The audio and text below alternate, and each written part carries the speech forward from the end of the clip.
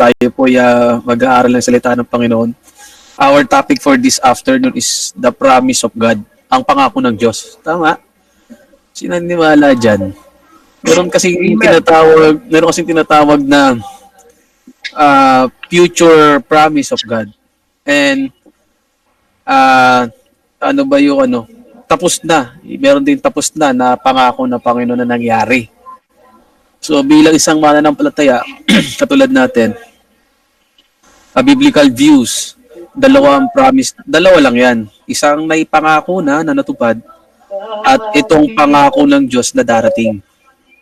So bigyan natin ng linaw yung ating pag-aaral ngayong hapong ito.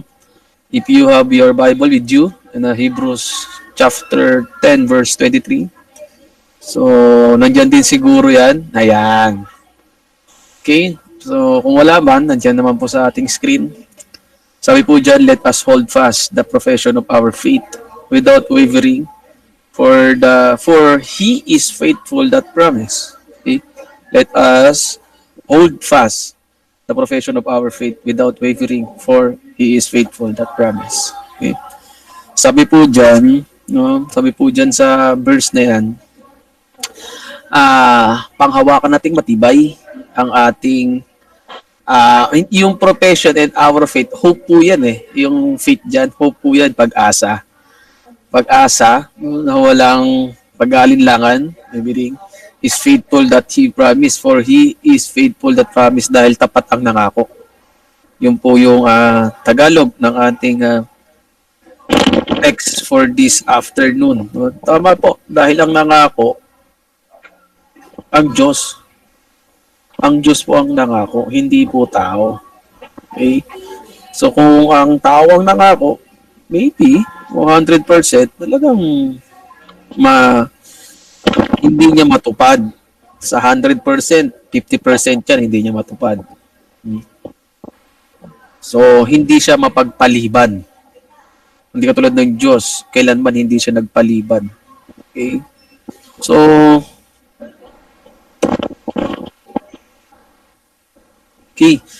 yung next slides po natin dyan, ano yung word na promise? Sa Greek word kasi, yan yung Greek word evangelia, which means declaration that one will do. Reason to expect something. When we say declaration, I declared. For example, ako, right? Nangangako ako sa ganitong araw, nangangako sa ganitong buwan, sa ganitong taon, sa ganitong oras. Ako'y gagawa at kikilos ng ganito. Gagawa ako ng ganito. Alright? Yun sa tao. Ang Diyos ganun din. Alright? Though hindi siya bounded ng time. Ayon sa pag-aaral ng ating salita ng Panginoon, Lord, our God is not bound at time, space, and even dito sa mundo ito, hindi siya, ibig sabihin, lahat na Diyos nasa gitna na yan, tinitignan na lang niya yung mga ginagawa ng tao. Dahil nga, ang tinatawag na free will ng tao, ay nasa tao. Hindi naman niya kayang kunin yun. Pwede niyang kunin, pero hindi niya ginawa. Alright? Hindi naman niya kayang kunin. Pwede niyang kunin. Parang may background po, no? Yung declaration, yan.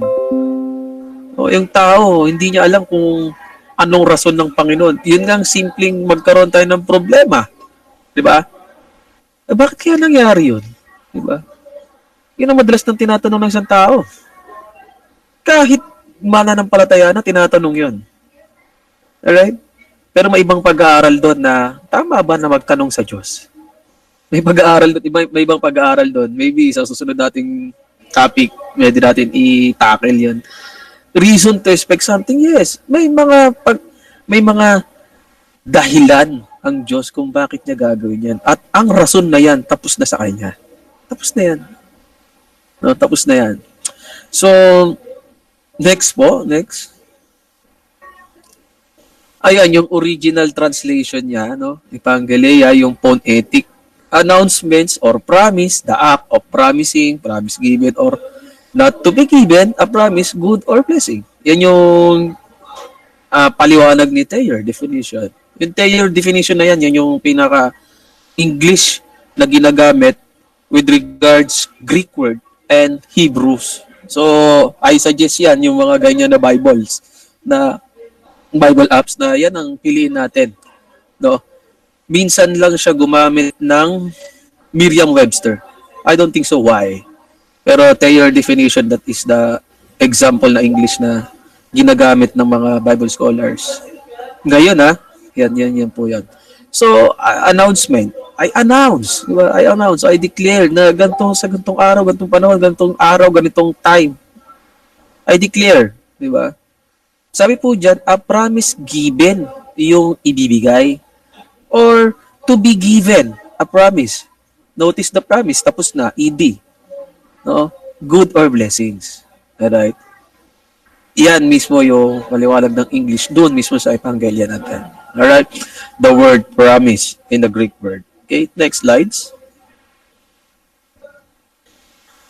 Ayan. Totoo po yan, no? Totoo po yan. Yung 2 Peter chapter 3 verse 9, totoo po yan. Totoo po yan.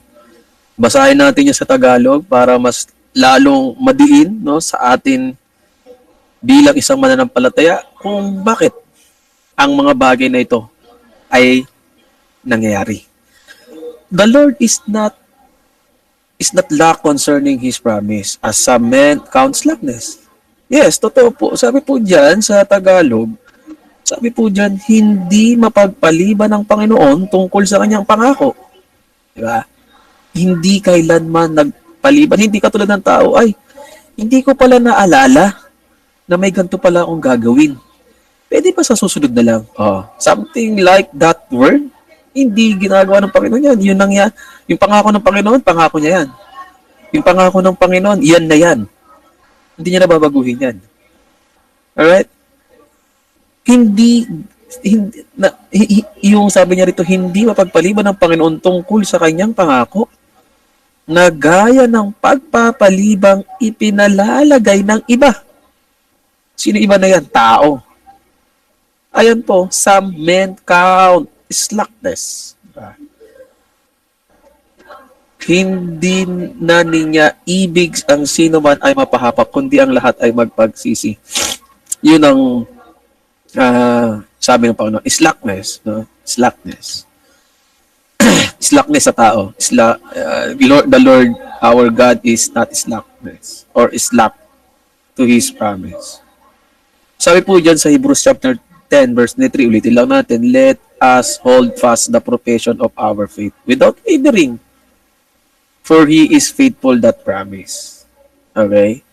So, yan po yung ating views sa ating promise for this afternoon. So, let us pray. Nihiling ko po ang bawat isa na pumikit at yumuko. Ipikit ang ating mga mata at yumuko po tayo. Dakila namin Diyos na banal at makapangyarihan sa lahat. Maraming salamat po muli sa pagbigay niyo po ng pagkakataon na muli niyo pong gamitin ang inyong abang lingkod sa pagbibigay ng mensahe mo, Panginoon. Nawa o Diyos, ito po ay maging pagkaing spiritual, maging encouragement, at maging challenge po sa lahat ng makikinig ng salita mo, O Diyos. Para meron po kaming magamit, pangtibay sa aming buhay, pananampalataya, upang meron po kaming mapanghawakan, Panginoon, pa mas lalo, na mas higit pa, Panginoon, na kami po ay mas lalo pang lumalim sa pag-ibig mo, Diyos. Panginoon, Ikaw ang siyang patuloy na makita. Gamitin mo lamang po akong tungtungan ng iyong biyaya. Hindi ang aking sarili, hindi ang aking gawa, Panginoon. Bagkos Ikaw ang makita ng kapwa ko, mananampalataya, Panginoon. Sa akin po ay buksan niyo po ang puso at isip ng mga tagapakinig ngayong hapong ito, Panginoon. Ito po ang aming samot panalangin sa pangalan ni Jesus. Amen and amen. Alright? So, okay? Amen. The promise of God o ang pangako ng Diyos. Okay? Meron lang po tayong 3 punto dyan na magagamit mamaya, no?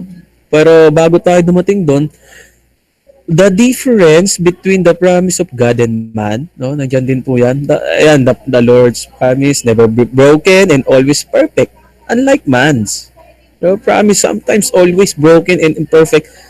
Sometimes, no? Pero dapat dyan, ang lalagay ko dyan is always. Yay! Yay! Always is very imperfect to man. Always. Kaya nga sabi, may kasabihan pa, promise made to be broken. Right? So, meron mang tumugon dyan siguro 50%. Minsan nga, wala pang 50%. Diba? Minsan, wala pa. Ngayon, hihimay-himayin natin dyan yung Ecclesiastes chapter 5 verse 4 down to 7. Alright? Kung ano ba ang nasabi ng ating napakatalinong hari sa Biblia, which is King Solomon. Ano ba yung pagkakasabi niya na kung tayo ay mangako at magbitaw ng panata sa ating Panginoon, ano yung mga danger? No, ano yung mga posible na maging delikado sa buhay ng isang tao kung tayo ay nangako, lalo na sa Diyos. No? Kasi ang pinag-uusapan natin dito ay pangako ng Diyos. Kaya doon tayo sa Diyos. Doon tayo magpo-focus dyan. Yan, mga problema na yan. Na madalas na hindi natin nalalaman, nagagawa rin dilin para ng iba. So, ano po natin? Meron ba tayo dyan, Sister Kay, yung Ecclesiastes na yan? Wala. Hindi, okay lang. Sige. Okay, so kung wala man, babasahin ko yan. Himay-himay natin yan. Pwede nyo po kung sabayan kung may mga Biblia po tayo. Sabi po dyan, Ecclesiastes chapter 5 verse 4 down to 7, the Bible says, when thou vowest a vow unto God, defer not to pay it, for he hath no pleasure in fools. Pay that which thou hast vowed. Verse 5, better is it that thou shouldest not vow, than that thou shouldest vow and not pay. Verse 6, suffer not thy mouth to cause thy flesh to sin, neither say thou before the angel that it was an error. Wherefore should God be angry at thy voice and destroy the work of thine hands? Verse 7, for in the multitudes of dreams and many words there are also diverse vanities, but fear thou God. Okay? Diyan natin himay-himayin. No? Sabi diyan, the danger of broken vows and promises to God, dapat yan to God. It will bring you into curse and God's wrath. Why? Tignan po natin, Tignan po natin dito sa verse. Ayan. Verse 4, sabi niya dyan, pag ikaw ay nananata ng panata sa Diyos, huwag kang maglibad ng pagtupad, sapagkat siya ay walang kaligayahan sa mga mangmang. Tuparin mo ang iyong ipinanata. Di ba? Hindi ba, meron bang nagsabi ng mangmang na nakangiti? Ay, mangmang ka. Meron bang ganon? Diba wala? Galit yan. Galit ang Panginoon dyan. Bakit? Ultimo, yung word na yan, ibinato niya sa tao, mangmang. Diba? God's wrath. Meron talagang galit ang Diyos. No? Meron talagang galit ang Diyos dyan. Galit. Bakit may curse? Ito po yung curse. Tignan po natin yung verse 6. Sabi niya dyan, God be angry at thy voice and destroy the work of thine hands. Pangalawang galit, no? Angry. Galit na, no? At the same time, kung babasahin din sa Tagalog yan, bakit nga magagalit ang Diyos sa iyong tinig at sisirain ang inyong mga gawang kamay? Ibig sabihin po, kung tayo po, for example, not only literal, kung tayo po ay nag-aaral, nagtatrabaho, kung tayo mayroon tayong pinagpapaguran, sisirain niya. No? Sisirain niya. Bakit niya sisirain? Yung pangako mo sa kanya, hindi mo tinupad eh. Kung tayo nga nabasa ko nga yung post ni Brother Jonah kahit hindi ko naintindihan kasi about utang, natawa ako. Di ba? Kung tayo nga, for me, ang dami rin may utang sa akin, minsan naiinis na din ako. Di ba? Pero bilang isang Kristiyano, hindi ko pinapakita eh. Di ba? Di ba? Oh, kung tayo nga nagagalit, yung pa kayang Diyos, di ba? Hindi tayo nagbigay ng ngiti sa Panginoon. That is a God's wrath. Ginalit lang natin ang Panginoon. Siyempre, ang Diyos ang Diyos mga kapatid ang Diyos mga kapatid, meron niyang emosyon merong emosyon yan. Hindi pa pwedeng wala. Diba? May emosyon yan. Why? Remember, sasabihin ng iba sa akin, dati, ang Diyos, kaya yan umiyak kasi nagkatawang tao. Talaga? Kung meron tayong mabasang verse na ang Panginoon lumuluha, di ba? Jesus wept, di ba? Nagkatawang tao nga, bakit? Hindi ba siya Diyos? Yun lang naman ang tanong ko dyan Hindi ba siya Diyos? 100% man, 100% God yan. Kaya ka nga naligtas Yun nga sinasabi ko minsan, kaya ka nga naligtas pero ang tanong, naligtas ka ba? Di ba magtatanong sila, paano ba maligtas? Ibang usapin na. Kaya ang Panginoon nagagalit. Okay, ito pang isa. Tignan po natin yung buhay ng mga Israelita. Hindi naman nila nakita ang Diyos bakit nagagalit ang Diyos sa kanila? Lagi silang pinapalo. Hinayaan ng Panginoon na magpasalin-salin at pasakop-sakop sila sa iba't ibang hari. Kaya yung ugali ng mga Israelita, ganun na lamang hindi ko sinasabi na nagtatas ako ng bangko. Ang pakit talaga ng ugali ng mga piniling bayan. Diba? Kasi, paglabas ng Ehipto, gusto na nila kagad bumalik ng Ehipto. Iinalis nga sila doon sa pagkakaalila diba? Paano? Nung binigyan pa nga sila ng promised land diba? 40 days lang dapat yun. Imabot sila 400 years. Diba? Sa katigasan ng ulo. Dumating pa yung punto. Umakyat si Moses para kunin yung tableta. Diba? Anong ginawa nila?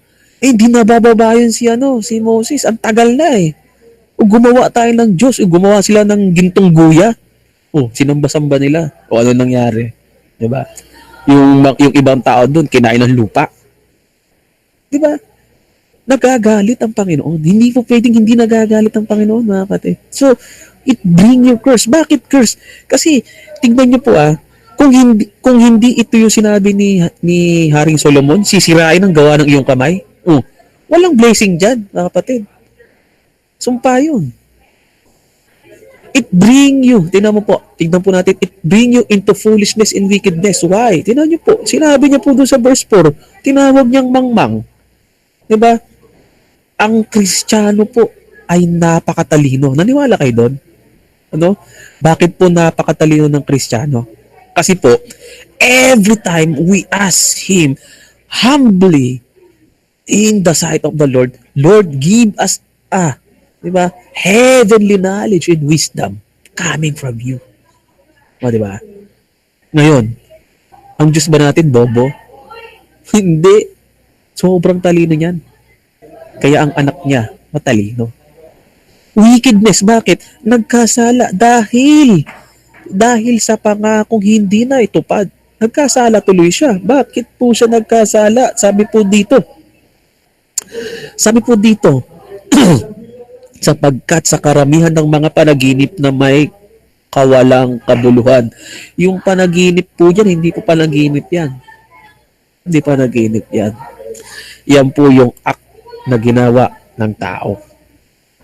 It will bring you into pain and sorrow. Okay, balik po tayo doon. Kapag ba sinira ng Panginoon yung ating gawang nalalaglag ang Kristiyano, sinasabi niya ang isang Kristiyano, naintindihan ko kasi the Lord gave, the Lord hath taken away. Yes, hindi natin pwedeng baliin yun. But, sabi ni Apostle Paul in a 2 Corinthians, sabi niya, examine yourselves. Maybe you have a wrong. Baka Maybe worried ako. Diba? Baka meron kang problema. Examine yourselves. Hindi naman sinabi examine me. No. Yourselves. Kaya ang Kristiyano po dapat maingat na iniingatan na intindihin yung pain and sorrow. Right? Pain and sorrow. Hindi lahat ng pagtapik natin nawala tayo ng kahit na ano. Yun na yun. The Lord hath taken away, the Lord gave. Hindi. Yes, sinabi po ni Job yun because in the sight of God, Job is perfect. Job is just. But for us, no, we are saved by grace. Yay! We are saved by grace. But kailangan examine ourselves. Ano yun? Porket ba saved by grace na tayo, hindi tayo nagkulang, hindi tayo nagkamali? No! We have in the flesh. We have in the flesh, mga kapatid. So 100% nagkakamali ka. So dapat aware. Kaya nga sabi ng Panginoon, sabi niya sa Matthew, yes, I know that is Matthew. No? Sabi niya po doon, harmless like a dove and be wise like a serpent. Hindi niya sinabing maging matalino ka katulad ng ahas. Hindi. Be wise, ibig sabihin maging matalino ka pa sa ahas. So ibig sabihin kung paano mag-isip ang ahas, mas matalino ka sa kanya. Ganun dapat ka alerto yung isang Kristiyano. Oy, Lord, naamin ko po. Aminin ko po, nagkulang po ako sa inyo. Yun ang sinasabi. Kaya nga sabi in 2 Peter chapter 5 verse 7, humble yourselves in the mighty hand of God. Oh, di ba? Hindi natin pwedeng baliin lahat ng bersikulo na yan, bagkus idugtong-dugtong natin yan. Di ba? Pain and sorrow, baka nalulungkot ang Kristiyano, ha, mga kapatid, ha? Hindi porket saved by grace ka, hindi ka na nakakaranas ng pain and sorrow. No. Hindi. Nakakaranas tayo yan. Diba? Ito pa, it will bring you into death and destruction. Bakit death ang ginamit ko dyan? Death is separation. Yay! Kapag ang tao ay hindi na marunong maging humble sa harapan ng Panginoon, you will be separate to God. Pero ligtas ka. Kasi ang binili ng Panginoon yung kaluluwa mo. Pero, na-separate ka, napapalayo ka. Kaya minsan, Lord, parang ang lungkot-lungkot ko. Ang dami ko namang pag-aari. Bakit ang lungkot ko? Oh, na-separate ka, kapatid. Kaya nga, maging matalino tayo, higit pa sa ahas. Distraction. Why distraction? Sa tingin ba natin kung yan lang yung nangyari sa atin, pain and sorrow, hindi pa ma-distract yan? Baka hindi na tayo makapag-isip yan. Kaya, sabi ng Panginoon, no? Sabi niya sa Matthew 11:28, no? Very familiar verse. Come unto me, all you heavy laden, and I will give you rest. Kung hindi pala natin kailangan ng rest and peace sa presensya ng Panginoon, di bakit niya palalagay yun, come unto me? Alright? Di ba? Hindi eh. Di ba? Yes, nandoon po yung the Lord had taken away. The Lord had taken away. Marami po akong tinanong dyan. Yan sa pain and sorrow na yan. Marami po. Iba-iba yung views nila pero hindi ko na tuturo. Pero naibahagi ko lang po kung ano yung teka lang, pinatayan ako ng ilaw ah. Opo, nandito pa po. Dito lang po ako. Yan, thank you po. Mga 6 lang, ma'am, ha? 6 lang. Bye, Brad. Bye, Brad. Oh.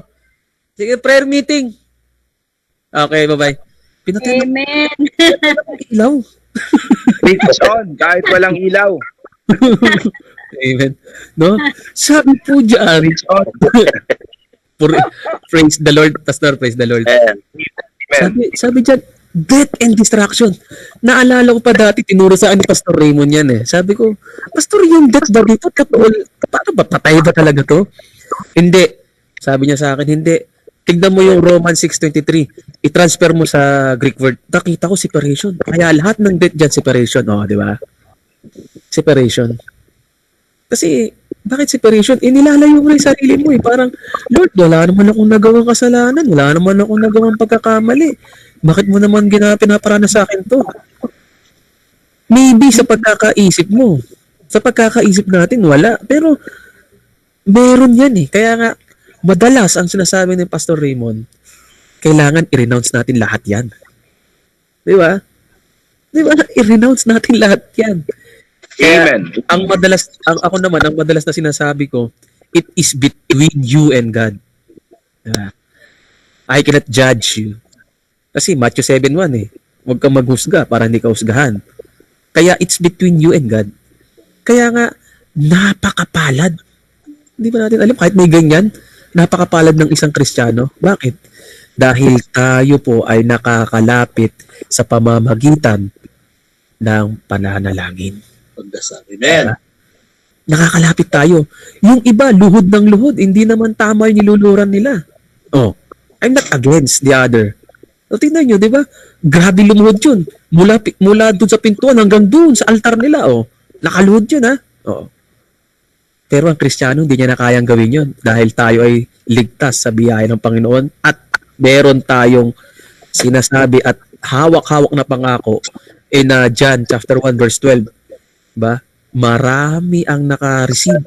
Diba? Marami ang nakatanggap.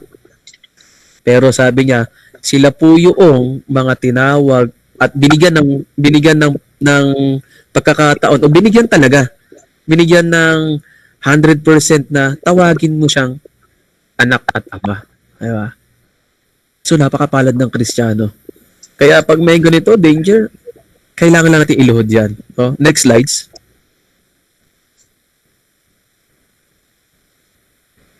Ayan. What are the promises of God that we need to keep in our heart? 100% believe. Diba? Siyempre, ang pangit naman. Diba? Ang pangit naman. Naniwala ka sa pangako ng Panginoon pero 50%. Ay, naniwala ko sa Diyos eh. Pero 50% nga lang. Nako. Diba? 100% believe. Diba? Number one, diba? The promise of God's protection. Oh, hindi ba tayo naniniwala dyan? Tingnan niyo po dumaan ang pandemic. No, dumaan ang pandemic. Miski isa po sa atin walang nagkaroon ng COVID. Meron, nag-positive, pero ang tanong, positibo ba talaga? Ako nga po, sa totoo lang, honestly, kasi dito sa office namin, every 6 months, merong swab test. Alam niyo po ba, sa sobrang tuwa ko, ang sabi ko pa doon sa mga nagtusok ng ilong, ng bibig, sabi ko, sir, pwede bang ulitin mo pa? Hindi, sir, eh.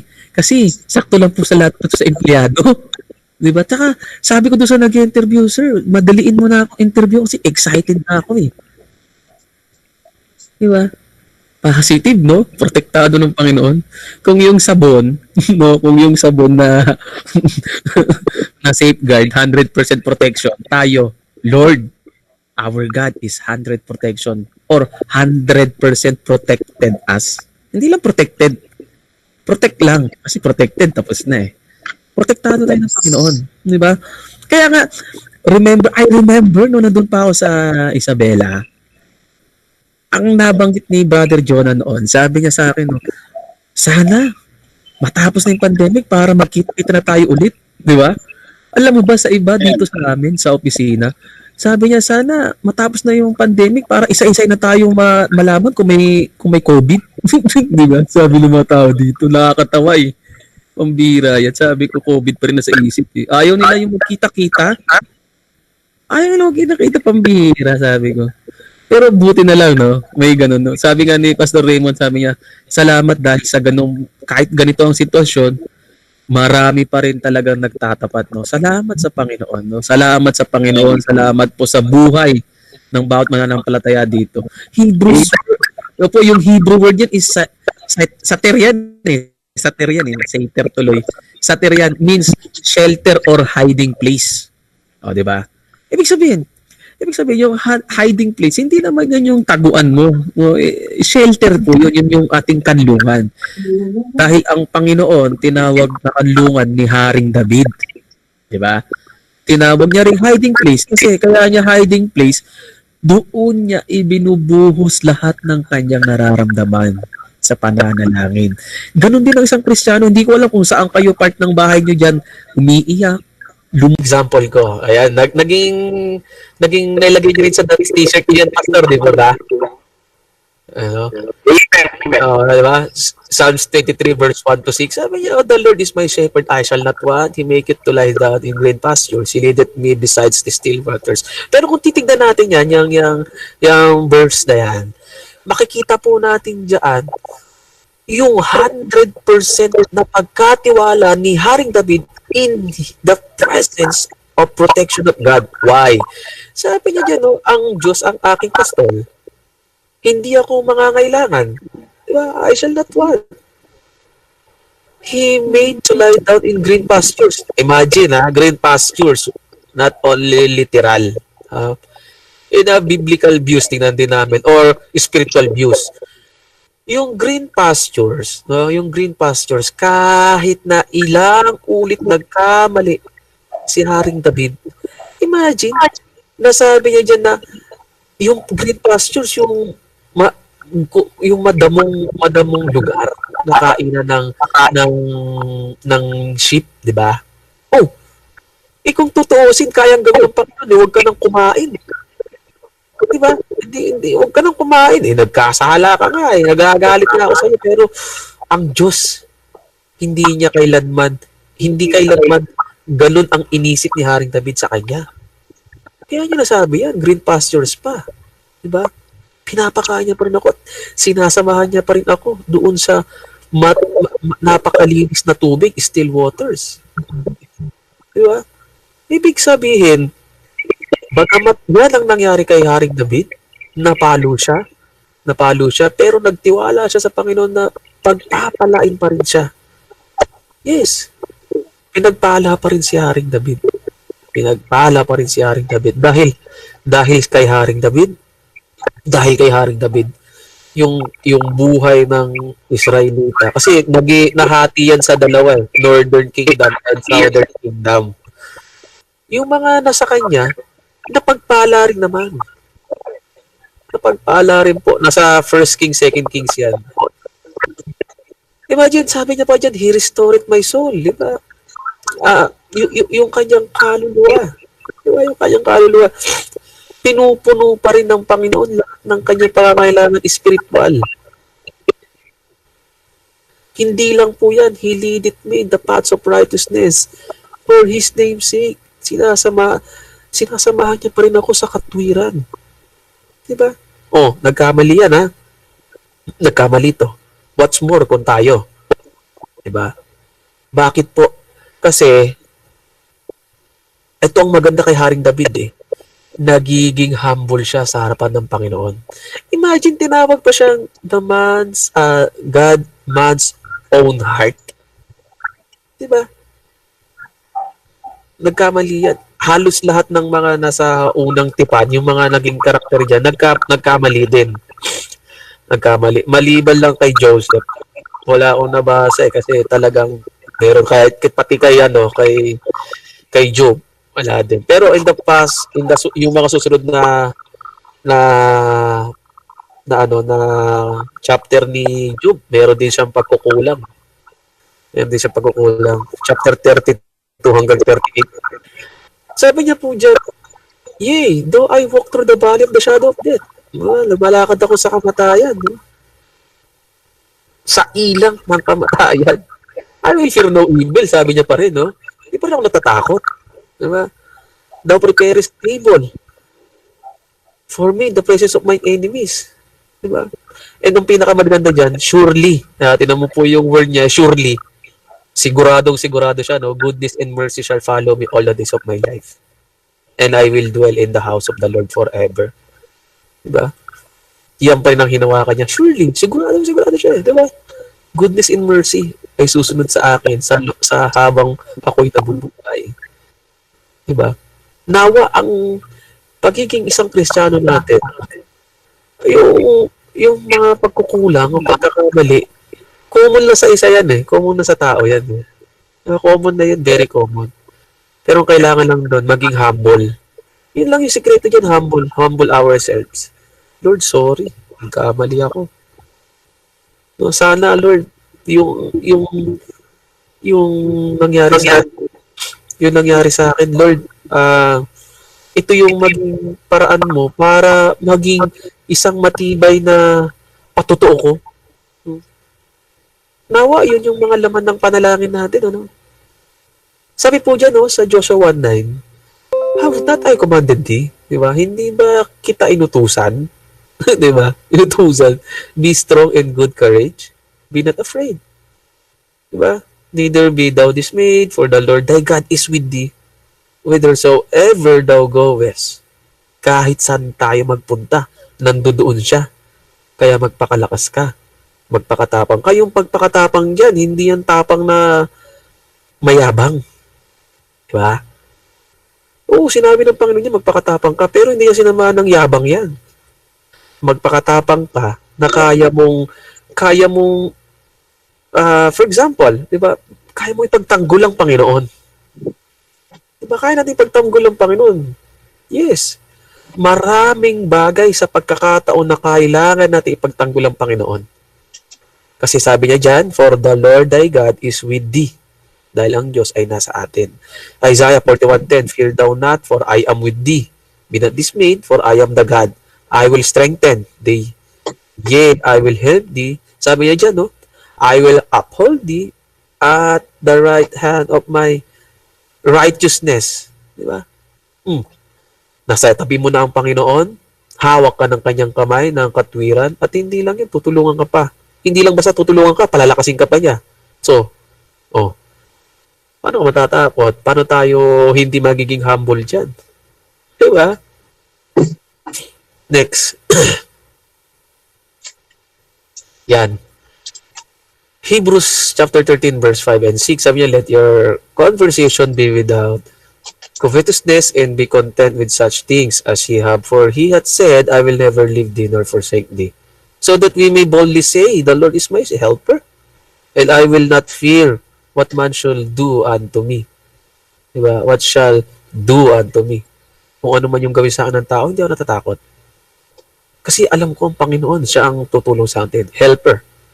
Diba? Sabi niya pa dyan, I will never leave thee nor forsake thee. Bakit covetousness? No? Bakit pera?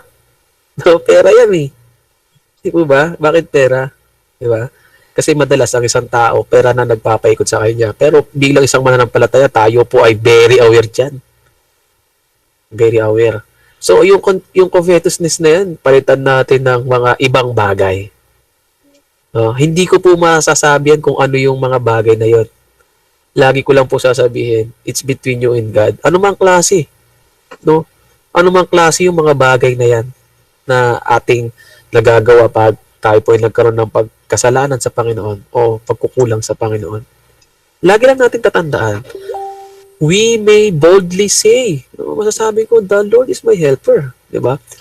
Remember the word of our Pastor Ed Carrasco, sabi niya, dyan sa word na yan, diba? Sabi niya, matapang, na sasabihin ko, nakasama kong Diyos. Diba?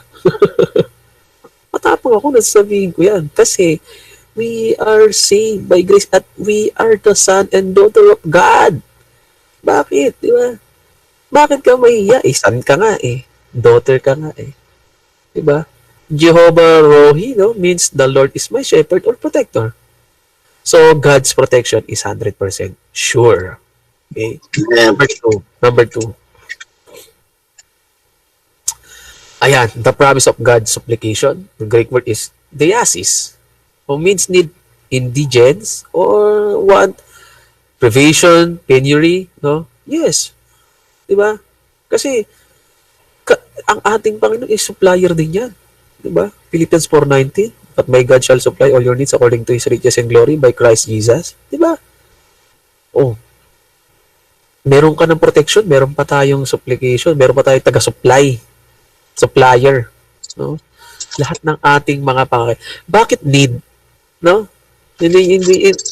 Kasi yung need, magkaiba kasi yung wants tsaka need eh. Diba? Yung wants, pang sarili lang, parang makasabay lang ako, parang ganun. Yung need, yung talagang pangangailangan, yung 100% na kailangan mo. Diba?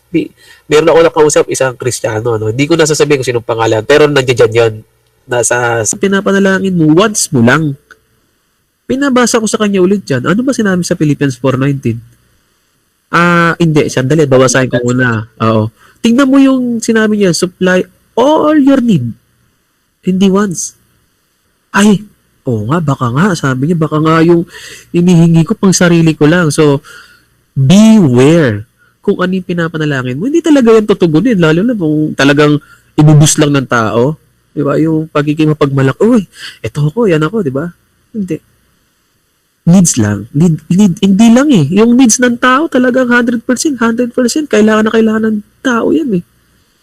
Diba? Supplier ang Panginoon. Kaya nga, sabi niya sa Philippians 4:6, so be careful for nothing. But in everything by prayer and supplication with thanksgiving, let your request be made known unto God. Be careful. So, be careful for nothing. Wala naman pala ito. Sabi niya, once lang eh. O sige, tugunin ko na lang yan sa mga ibang araw na lang. Yung need mo lang muna, anak. Yung talagang pangangailangan mo lang muna, anak. Di ba? Kaya ang Panginoon, hindi siya madamot. Balanse lang siya. Kasi, kung magbigay siya ng once at hindi mo na siya nag-glory o hindi ka na nakapagbigay ng glory sa Panginoon, hindi niya naman siguro, hindi niya nagagawin yun. Siyempre, hindi niya gagawin yun. Diba? Kaya nga ginawa ang tao, sabi nga sa Revelation para magbigay lang ng papuri sa Diyos Diba? Ginawa ang tao. Opo. Kaya nga, be careful for nothing. Wala naman. Diba? Pero, sabi niya po dyan, but in everything, di ba, yung mga bagay na dinaan sa panalangin at pagtangis, yan, na may kasamang pasasalamat, yan, 100% ibibigay yan. But, lagi natin ibibigay ang glory kapag may glory, lagi sa Panginoon. So, hindi pwede mag-contradict ang mga verse. Next slides po. Ayan. Sabi niya po dyan, in Matthew chapter 21, verse 22, and all things whatsoever ye shall ask in prayer, believing, ye shall receive. Maniwala ka na yung pinag-pray mo, ibibigay niya sa'yo. Pero, yung panalangin mo, tingnan din natin kung once lang ba yun or din. Diba? Lord, kung ganito yung panalangin, paano Brad kung ganito yung panalangin? Lord, pwede ba sa ganito, pwede mo ba akong pagpalain ng ganyan para mas lalo pa ako makapagbigay ng glory sa Panginoon? Do you think ibibigay niya? Yes, ibibigay niya yun. Kasi, for His glory Pero kung ganitong panalangin, Lord, bigyan mo ako nito kasi ako kasi parang tingin ko nahuhuli na ako sa tawag nito sa mga gadgets, sa mga gadgets. Nahuli na kasi ako. Ako na lang kasi yung naka-keypad Ako na lang kasi naka-5110 May antena, Lord Di ba? Hindi niya ibibigay. Pero kung gagamitin natin for His glory, why? Kaya na. Ito pa, yung Abraham said, yan yung God will provide. Yan yung story na kung saan iaalay ni Abraham si Isaac. Diba? Si Isaac. Pero itong si Abraham, kung titignan natin, marami din siyang naging pagkukulang. Pero Abraham counted, no? Abraham counted the Lord. He is faithful servant. Na-count siya as faithful, no? Because of the grace of God. Whatsoever you shall ask in my name, that will I do. That the Father may be glorified. Ayan yung sinasabi ko. May be glorified in the Son. Diba? If you shall ask anything in my name, I will do it. Kasi, yun yung sikreto. Glorified. Mag-glory ang Panginoon dito. Mag-glory ang Ama. Mag-glory siya sa anak. Provide natin. Diba? Lord, bigyan nyo nga po kami ng bigyan nyo po ako ng iPhone tablet, no? Mga magaganda o kaya, Lord, bigyan mo nga po ako ng ng sasakyan, yung po Lord yung po Ferrari, Lord para marami po kung madalang kaluluwa, yung pala, no? Kaluluwa na yung dadalhin po, no? Wow, ang ganda ng sasakyan mo. Praise the Lord. Lika, sama ka sa akin. Nang pag-usapan, sinira mo na ng gospel, no? Pero I don't think so, no? Kung gagawin nga ng Panginoon yun. Kasi nasa puso kasi ng tao yan kung tama ba. Nasa motibo. Diba? But if we use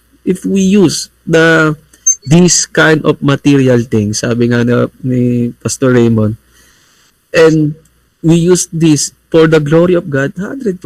Kaya nga, kay Pastor Raymond ko rin natutunan yung mga cellphone na yan, yung mga gadget na yan. Sa tingin mo, magkakaroon ka niyan dahil sa sarili mo. Iniisip ko nga dati, kasi nabili ko nga ito sabi ko. Hindi ko po alam, Pastor nang sagot ko. Pero pag ginamit mo sa Panginoon yan, mas lalo niya pang palalaguin yan. Sabi niya sa akin. Amen. Kaya nga, I encourage everyone, no, na yung ating mga cellphones, may mga Bible apps. Kasi napaka in demand na, napakasarap na. No? Ang galing na ng cellphone ngayon para sa akin. Kasi, nag-remind siya eh. Nag-a-alarm siya. Lalo na kung nilagay mo siya i-alarm ng ganitong oras, gigising ka talaga. Oh, excited. Nagbabasa na ako ng Bible. Ano kaya yung ibibigay niyang word of the day sa akin? Lalo na kapatid, kung tayo po ay ginagamit sa ating school, sa ating pagtatrabaho, sa ating ginagalawan for these 6 days, no? For these 6 days, no?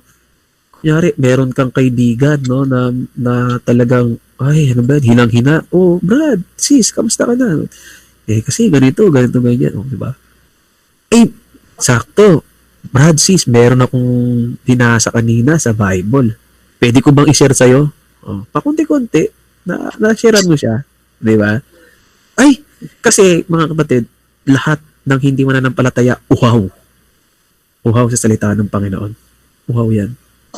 Nauuhaw sila. Kasi po, hindi nila alam kung paano ang buhay dito. Hindi nila alam. Tsaka yung sa mga susunod na buhay nila, hindi nila alam. Hindi nila alam. Next po, next slides. Ayan. Kanina, yung ating number 1 is the promise of God's protection. Number 2, the promise of God's supplication. And then the promise of God's salvation. Totoo po yan. Greek word esoterio means deliverance from the penalty and power of sin. Yan po ay meron na sa atin. Meron sa atin. Meron na sa atin yan. No? Paano naman kaya yung mga hindi? Di ba? Kaya nga sabi ni Lord John sa aklat ng Juan, verily, verily, I say unto you. Di ba? Katunayang sinasabi ko sa inyo. He that heareth my word and believe on him that sent me at everlasting life. Kaya nga kanina sabi ko ang word ko, yung mga hindi mananampalataya, uhaw na uhaw dyan eh. Diba? Uhaw na uhaw yan. And shall not come into condemnation, but is passed from death unto life. Diba? He that, tinan niyo po yung word, he that heareth my word. Tapos, diba? And believe it on him. Kaya uhaw na uhaw sila. Maybe, yung rejection, marami sa atin yan nakaranas. Kahit ako, ilang beses ako na-reject eh. Diba? Nung time na nag-gospel project kami sa bus, meron kayang nagtulig sa akin doon. Paano nalaman ganyan? Alam mo ba yung langit at lupa? Nakapunta ka na ba ron? Oh, di ba? Nakapunta ka ba ng langit? Nakapunta ka ng impyerno? May ganung tao. Pero, I push myself dahil sa grace ng Panginoon, sa biyahe ng Panginoon. Nagtuloy-tuloy pa rin ako. Hindi ko siya sinagot. Until such time, hindi ko alam kung nag-pray ba siya sa prayer sinners, pero hindi ko alam. Nag-pray ko yan. Diba? May mga rejection talaga. May mga rejection. Kaya nga sabi niya dyan, that whosoever believeth in Him should not perish but have eternal life. Diba? That whosoever believeth in Him should not perish. That whosoever believeth in Him. So, hindi lahat mag-a-accept yan. Diba? Mayroon talagang rejection yan. Whosoever believeth. Kaya nga kahit na sino man ang maniwala. Pero praise the Lord kung merong isa. Diba sabi ng Lucas, one soul repented. Diba? There is joy in heaven. Isa nga lang eh. Diba? Praise the Lord. Free ng Panginoon. For God so loved the world. Yan yung John 3:16, diba? Tapos sabi po dyan, he that believeth on him is not condemned, but prayer natin, laman ng prayer natin, ganito, Lord, use me, no? To bring glory to you, no? And then, sana, Lord, may makausap ako ngayong araw na maging positibo, at hindi lang basta positibo, may share kita. Madala ko siya sa iyo. Diba? Magamit mo ko para maging isang daan para maligtas itong taong ito. Pero hindi mo kilala kung sino yun, syempre. Diba? Kasi, mga kapatid, maawa tayo sa mga taong yan, no? But he that believeth not is condemned already. Nakakaawa sila. Kaya nga, sabi niya po dyan, naputol, no? Yung 19, in this is the condemnation that light is come into the world, and men love darkness. Totoo po yan. Minamahal na po ng mga tao ang kadiliman. Ano yung kadiliman na yan? Hindi pa literal na kadiliman, ha? Hindi po. Yung darkness na yan po yung mga worldly pleasure. Natutuwa na sila dyan. Tuwang-tuwa na sila dyan. Yes. Di ba? Tuwang-tuwa na sila dyan. Pero, maawa tayo sa kanila kasi kawawa yung mga kaluluwa nila na maimpyerno talaga. Kasi hindi nila alam eh. Hindi nila alam. Kaya nga, napakapalad natin bilang isang mananampalataya na nakilala natin ang Diyos dahil sa biyaya niya at abag. Napakapalad natin dahil nakilala natin siya. Diba? So, sabi nga po dyan, diba? He that heareth my word. Ngayon, paano malalaman ng mga taong ito kung hindi kagagamitin o hindi tayo magpapagamit? Diba? Paano nila malalaman yung salita na yan? Wala naman pong bibig ang Bible. Diba? Pero, every time na magpa-pray tayo, nawa, yun yung ating laman ng ating panalangin. Lagi natin isingit yun na makapagbigay tayo ng glory sa Kanya. No? Yes, 100%. No question for that. Pero, Lord, gamitin mo ako sa araw na to na may makilala akong tao na may lapit ko sa'yo at makaligtas. Diba? Lord, okay lang, ma-reject ako kasi sabi mo nga, he that believeth on him eh. Diba? Whosoever believeth eh. Yung sino mang mga maniwala eh. Pero at least, sabi mo po, inalok. Diba? Inalok, yung book of Luke. One soul repented, there is joy in heaven. Isa lang, kahit isa lang, Lord. Eh kung binigyan ka ng 3 ni Lord, amen, no? Praise the Lord. Diba? Purihin ang Panginoon. Diba? So, yan po yung ating pag-aaral, no? Then, meron pa po bang slides dyan, Sister Kay? Meron pa, no? Ephesians. Yan. Diyan na lang tayo sa Romans kasi very familiar verse na yung Ephesians 2:8-9 kasi yan ang ating pinanghawakan. Yung Colossians chapter 3 verse 24, tingnan nyo po. Being justified freely by His grace through the redemption that is in Christ Jesus. Diba? Libre dahil sa habag, dahil sa biyaya, no? Nagkaroon ng katubusan kay Kristo Jesus. Diba? Being justified. So, we are here, lahat ng nakikinig ngayon, being justified freely by His grace only. Tayong lahat yan. Tayong lahat ng mananampalataya yan. Nagkaroon tayo ng kaligtasan na libre lang. So, ganun din naman din sila.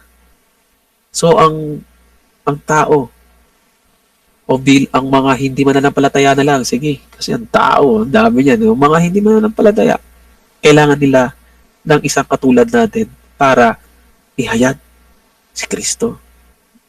Diba? God's salvation, 100% sure yan. Sure yan.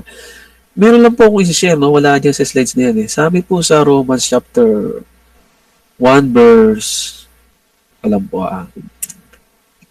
Romans chapter 1. Lagi ko naririnig kay Pastor Raymond eh. Dali